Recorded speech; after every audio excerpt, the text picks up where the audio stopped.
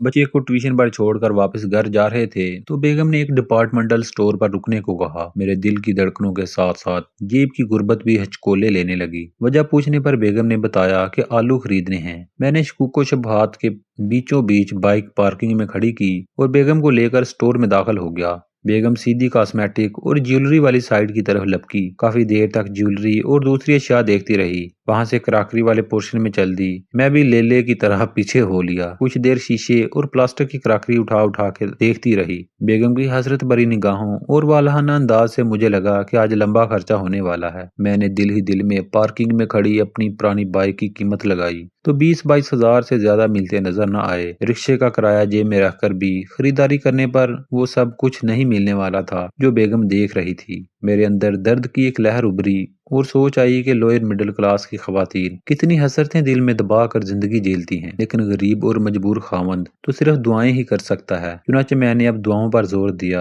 और बेगम के दिल के नरम होने की दुआएं करने लगा। शायद कबूलियत की घड़ी थी। बेगम वहां से वापस पलटी और सब्जी वाले इलाके की तरफ चल दी। जाते जाते हैंड बैग्स, परफ्यूम्स और दीगर चीजों के करीब रुक रुक कर देखती रही। मैं बदस्तूर लेले की तरह पीछे पीछे ही फिरता रहा। आखिरकार उसने 1 किलो आलू खरीद ही लिए तो मैंने सुकून का सांस लिया। मैंने काउंटर पर पैसे अदा किए और हम बाहर आ गए। बाइक पर बैठते हुए मैंने पूछा, बेगम लेने तो तुमने सिर्फ 1 किलो आलू थे और देख पूरा स्टोर आई हो। अगरचे मेरा सवाल कई किस्म के खतरात को दावत देने के मुतरादिफ था, लेकिन बेगम ने कमाल सादगी से जवाब दिया। कहने लगी, राशिद अली, बात यह है कि जब किस्मत में आलू लिखे हों तो बंदा लग्जरी आइटम देख कर ही खुश हो लेता है। बात तो बेगम की सच ही थी, लेकिन मैं भी क्या कर सकता था। चुनाचे खुद को आलू आलू सा समझते हुए बाइक को किक लगाई और घर चल दिए। रास्ते में एक बड़ा शादी हाल पड़ता है। वहां पहुंचे तो सड़क पर काफी रश था। शायद अभी अभी बारात पहुंची थी और गाड़ियों में से गोया सजी संवरी परियां निकल निकल कर शादी हाल के अंदर जा रही थी। मैंने बाइक एक तरफ रोक दी और अल्लाह की बनाई हुई हसीन जमील मखलूक को इन हमाक से देखने लगा। बेगम ने कुछ देर तो सब्र किया, फिर बोली, अब चलेंगे भी या दुल्हन को